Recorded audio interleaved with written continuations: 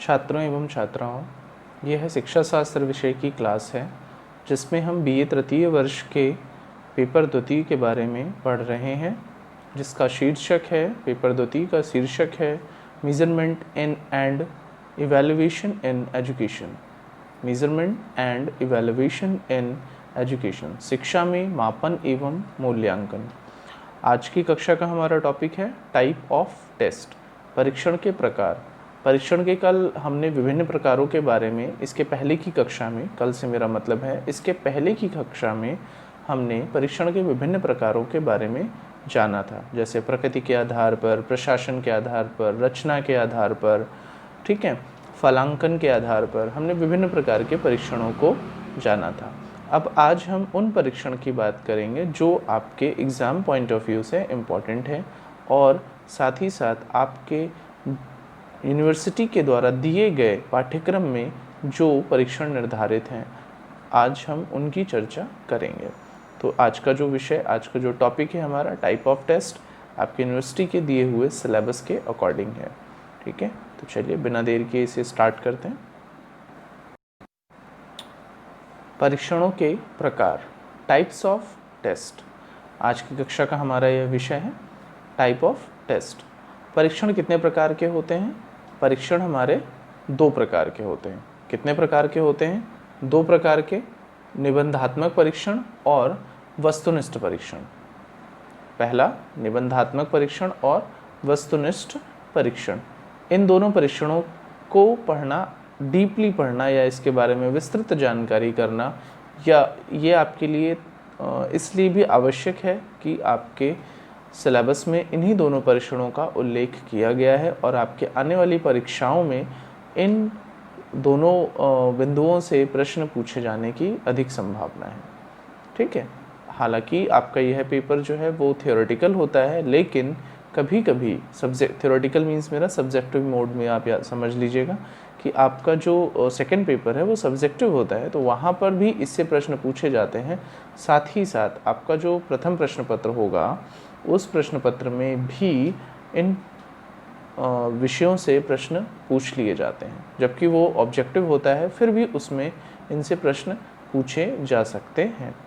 ठीक है, तो इस दृष्टि से भी आपके लिए ये पढ़ना महत्वपूर्ण है और इसको डिटेल में पढ़ना और इसका डिटेल्ड आप अपने पास नोट्स बना लें तो बहुत बेहतर होगा। ठीक है, तो चलिए इसे स्टार्ट करते हैं। कल इसके बारे में, इसके पहले वाली कक्षा में हमने इसके बारे में बेहतर जानकारी तो नहीं, लेकिन हाँ एक ओवरव्यू ले लिया था कि निबंधात्मक परीक्षण क्या होते हैं और वस्तुनिष्ठ परीक्षण क्या होते हैं। परीक्षण दो प्रकार के होते हैं जो कि इसमें लिखा हुआ है, पहला निबंधात्मक और दूसरा वस्तुनिष्ठ। निबंधात्मक परीक्षण और वस्तुनिष्ठ परीक्षण, इन दोनों से आप भली भांति परिचित है। इसके पहले की कक्षाओं में या अब तक, बचपन से अब तक आपने जो भी शैक्षिक उपलब्धियां प्राप्त करी हैं, उन शैक्षिक उपलब्धियों में आपने जो परीक्षाओं का जो क्रम आपके साथ रहा, जो आपने विभिन्न परीक्षाओं को पास किया, उन परीक्षाओं का कोई ना कोई एक मोड होगा, जैसे कि या तो सब्जेक्टिव टाइप एग्जामिनेशन हुआ होगा आपका, या फिर ऑब्जेक्टिव टाइप, और या दोनों को मिक्स करके, अर्थात कुछ प्रश्न आपके ऑब्जेक्टिव भी रहे होंगे, कुछ प्रश्न आपके सब्जेक्टिव भी रहे होंगे। ग्रेजुएशन में आने के बाद आपके हर विषय के दो प्रश्न पत्र हैं और जिनमें से कि एक आपका ऑब्जेक्टिव रहा और एक आपका सब्जेक्टिव रहा। तो ये परीक्षण के उन्हीं प्रकारों में से एक है। ठीक है, ये उन्हीं प्रकारों की बात हम यहाँ पर करने वाले हैं। बस अब यहाँ पर एक और चीज़ जुड़ रही है कि अभी जो परीक्षण किए गए थे वो, या जिन परीक्षणों को आपने दिया अब तक, वो एक तरीके से आपकी शैक्षिक उपलब्धियों को या आपके ज्ञान के स्तर को या आपका फलांकन करने के लिए, आपके उत्तरों का मूल्यांकन, आपने जो उत्तर लिखा उन उत्तर का मूल्यांकन करने के लिए ऐसे परीक्षणों का प्रयोग किया जाता था। अब साथ ही साथ इन जो तकनीकी हैं, यानी निबंधात्मक परीक्षण और वस्तुनिष्ठ परीक्षण, इन तकनीकों का प्रयोग अब किस में हो रहा है? अब मनोवैज्ञानिक परीक्षणों में भी होने लगा है। मनुष्य के या मानव के व्यवहार, व्यक्तिगत उसकी उपलब्धियों को जानने के लिए भी इन परीक्षणों का प्रयोग किया जाने लगा है। ठीक है, तो देखिए निबंधात्मक परीक्षण क्या लिखता है और क्या लिखा हुआ है इसमें। निबंधात्मक परीक्षण हमें समझाते हैं कि यह परीक्षण प्राचीन काल से ही प्रचलित है और वर्तमान शताब्दी के प्रारंभ होने तक ये परीक्षाएं लेने का एक ढंग था सिर्फ, कि परीक्षाओं में मात्र सिर्फ इसका प्रयोग होता था। इसलिए इस प्रकार के परीक्षण को कैसे परीक्षण कहते हैं हम? परंपरागत परीक्षण, क्योंकि एग्जाम्स में अधिकतर यूज होता था तो इसे, और प्राचीन काल से प्रयोग किया जा रहा, तो इसे हम परंपरागत परीक्षण की श्रेणी में रखते हैं। निबंधात्मक परीक्षण अत्यंत सुविधाजनक होते हैं क्योंकि सबके सब इसके साथ कंफर्टेबल होते हैं, इसलिए थोड़े सुविधाजनक होते हैं। इसमें उत्तर लिखने की आज़ादी होती है, समय सीमा के दिए गए तय समय सीमा के अंतर्गत आप इस पर अपने स्वयं के उत्तर लिख सकते हैं, इसलिए ये थोड़ा इजी कहा जाता है। ठीक है, सुविधाजनक होते हैं। और निबंधात्मक परीक्षण में विस्तृत उत्तर लिखने की हमारे पास छूट होती है, ठीक है ना। और किसी स्टैंडर्ड आंसर से भी यहाँ पर कंपैरिजन नहीं होता, क्योंकि जब आपको स्वयं लिखने के लिए छूट है तो आप अपने स्वयं के विचारों को भी तो इसमें लिख सकते हैं। हाँ, शब्द सीमा या पूछे गए प्रश्न का दायरा, ये कभी कभी इसके लिए क्राइटेरिया बन जाता है, पर वो क्राइटेरिया मूल्यांकनकर्ता को ध्यान में ज़्यादा रखना होता है, लेकिन उत्तरकर्ता को भी इसे ध्यान में रखना चाहिए, तभी सही मूल्यांकन हो पाएगा। या जब अगर आप अंकन के लिए अर्थात एग्ज़ाम में आप कोई आंसर लिख रहे हो तो उसमें भी आपको ज़रूरी होता है ना कि सही चीज़ें लिखो और वही डेटा लिखो या उतने ही आंसर लिखो जितना पूछा गया हुआ है। ठीक है, तो निबंधात्मक परीक्षण वैसे तो बहुत आसान होता है, लेकिन इसका उत्तर बड़ा सावधानीपूर्वक दिया जाना चाहिए। निबंधात्मक परीक्षण का अंकन करना भी परीक्षणकर्ता के लिए काफ़ी सरल होता है, ठीक है ना।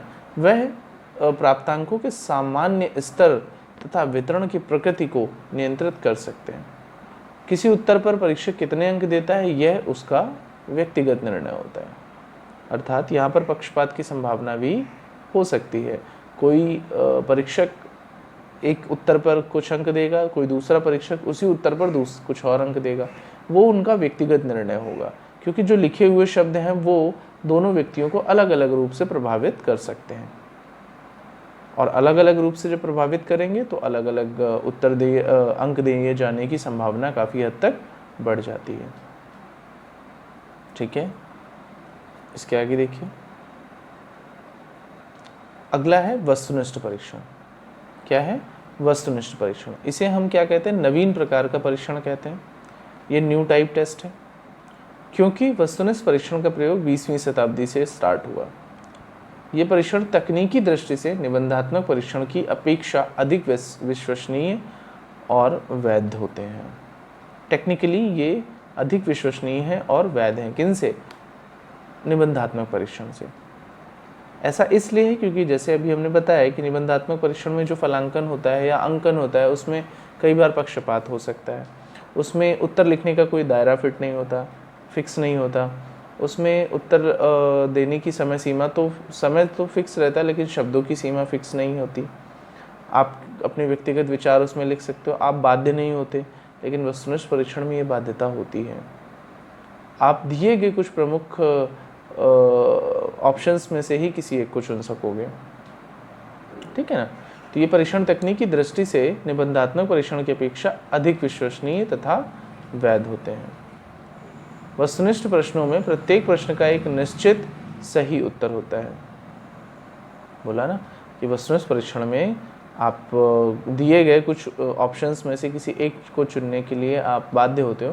तो इसमें यही होता है कि एक निश्चित सही उत्तर होता है तथा परीक्षार्थी से उसी सही उत्तर की अपेक्षा की जाती है, अर्थात परीक्षार्थी वही उत्तर दे जो सही हो, अन्यथा उसका प्रश्न का उत्तर गलत माना जाएगा। और यहाँ पर परीक्षार्थी को बिल्कुल सटीक उत्तर पता होना आवश्यक है, परंतु निबंधात्मक परीक्षण में बिल्कुल सटीक ना भी पता हो तो उससे आसपास या उससे मिलती जुलती भाषा का भी लिखेगा तो कुछ अंक प्राप्त होने के चांसेस होते हैं। अतः वस्तुनिष्ठ प्रश्न पर किसी छात्र द्वारा दिया गया उत्तर या तो सही होता है या तो गलत होता है। तो प्रश्नों के उत्तर की इस प्रवृत्ति की वजह से वस्तुनिष्ठ परीक्षणों का अंकन करते समय परीक्षक को किसी प्रकार की स्वतंत्रता या व्यक्तिगत निर्णय लेने की छूट नहीं होती है। तो देखिए, निबंधात्मक परीक्षण में जिस तरह से परीक्षणकर्ता को उत्तरों का अंकन करने में छूट होती थी, वो छूट यहाँ पर नहीं मिलती। चाहे कोई भी व्यक्ति अंकन करे, क्योंकि इसके जो उत्तर होते हैं वो पूरी तरीके से क्या होते हैं, फिक्स होते हैं, ऑलरेडी क्या होते हैं, फिक्स रहते हैं। वस्तुनिष्ठ परीक्षणों का प्रशासन तथा अंकन बहुत कम समय में त्रुटि रहित ढंग से किया जा सकता है। बस इसके लिए एक बार जो क्वेश्चन पेपर है वो अच्छे से सही तरीके से सही स्टैंडर्ड के अकॉर्डिंग तैयार कर दिया जाए और फिर उसे हम बच्चों में डिस्ट्रीब्यूट करके बहुत क्विकली और बहुत फास्ट वे में हम उनका मूल्यांकन कर सकते हैं, उनका हम अंकन कर सकते हैं। ठीक है, चलिए अब आगे बढ़ते हैं। वस्तुनिष्ठ परीक्षण के लाभ, इसके कुछ लाभ भी हैं। क्या लाभ हैं ज़रा देखिए। वस्तुनिष्ठ परीक्षण निबंधात्मक परीक्षण की तुलना में अधिक विश्वसनीय तथा वैध होते हैं। ये हम पहले से ही जानते हैं कि निबंधात्मक परीक्षणों की तुलना में ये थोड़े अधिक वैध है और विश्वसनीय है। वस्तुनिष्ठ परीक्षण में सम्मिलित प्रश्नों की रचना भली भांति ढंग से करने पर इनकी सहायता से उच्च मानसिक योग्यताओं का भी मापन किया जा सकता है। अर्थात जिन प्रश्नों का इसमें समावेश किया जा रहा है उन्हें अगर सही ढंग से सोच समझकर स्टैंडर्ड के अकॉर्डिंग अगर रखा जाए तो हम उच्च मानसिक योग्यताओं का भी मापन कर सकते हैं। अगला लाभ पॉइंट में लिखा है नंबर 3, वस्तुनिष्ठ परीक्षणों का अंकन कैसे होता है, सरलता से, शीघ्रता से तथा त्रुटि रहित ढंग से हो सकता है। नंबर 4 कहता है वस्तुनिष्ठ परीक्षण में प्रश्नों की संख्या अधिक होती है जिसके कारण इससे संपूर्ण पाठ्यक्रम तथा शिक्षण उद्देश्यों का प्रतिनिधित्व संभव होता है। ये बहुत अच्छी बात है। देखिए, निबंधात्मक परीक्षण में हम कुछ ही प्रश्न आपके सामने रख सकते हैं या बहुत ज़्यादा प्रश्नों का समावेश करेंगे तो प्रश्न पत्र बहुत लंबा हो जाएगा, उसकी उपयोगिता घट जाएगी। ठीक है, परंतु वस्तुनिष्ठ परीक्षण में इस बात का फ़ायदा रहता है जिससे कि पूरा का पूरा पाठ्यक्रम कवर हो जाता है। पाठ्यक्रम के हर एक हिस्से से 1 से 2 क्वेश्चंस आपसे पूछे जा सकते हैं। तभी कहते हैं वो ऑब्जेक्टिव वाला पेपर बड़ा टफ होता है। टफ इस वजह से होता है कि उसमें पूरा का पूरा पाठ्यक्रम कवर कर लिया जाता है और थ्योरेटिकल जो या सब्जेक्टिव एग्जामिनेशन होता है उसमें पूरा पाठ्यक्रम कवर नहीं हो पाता। वस्तुनिष्ठ परीक्षणों में जो प्रश्न होते हैं वो स्पष्ट होते हैं जिससे परीक्षार्थी को उत्तर देने में और परीक्षक को अंकन करने में सुगमता होती है। ठीक है, तो यानी कि वस्तुनिष्ठ परीक्षणों में जो प्रश्न होते हैं वो छोटे होते हैं और एकदम स्पष्ट लिखे होते हैं। ठीक है, तो इससे जो स्टूडेंट होता है उसे आंसर करने में भी आसानी होती है क्योंकि आंसर्स भी सामने दिए गए ऑप्शंस में से कोई एक हो रहा होता है और परीक्षक जो होता है उसे ऑलरेडी पता होता है कि इसका ये आंसर होने वाला है, तो उसे अंकन करने में भी आसान होता है। ठीक है ना, तो इसलिए वस्तुनिष्ठ परीक्षण निबंधात्मक परीक्षण से अधिक श्रेष्ठ माने गए हैं, अधिक विश्वसनीय तथा वैध माने जाते हैं। और वस्तुनिष्ठ परीक्षण के द्वारा जो भी निष्कर्ष प्राप्त होते हैं वह निष्कर्ष लाभदायक भी होते हैं और वैध भी होते हैं, विश्वसनीय भी होते हैं। ठीक है, तो छात्रों आज की कक्षा में हमने परीक्षण के 2 प्रमुख प्रकार जाने, निबंधात्मक परीक्षण और वस्तुनिष्ठ परीक्षण। ठीक है, ये दोनों परीक्षण आपके एग्ज़ाम पॉइंट ऑफ व्यू से बहुत इंपॉर्टेंट है, तो इसके नोट्स ज़रूर लिखिए, इसको अपनी लैंग्वेज में पढ़ने की और उसको पढ़कर अपनी लैंग्वेज में लिखने की प्रैक्टिस ज़रूर करिए जिससे कि आपको आगामी परीक्षा में लाभ मिलेगा। तो आज की कक्षा में हम लोग इतना ही रखते हैं, मिलते हैं अगली कक्षा में एक नए टॉपिक के साथ। तब तक के लिए धन्यवाद।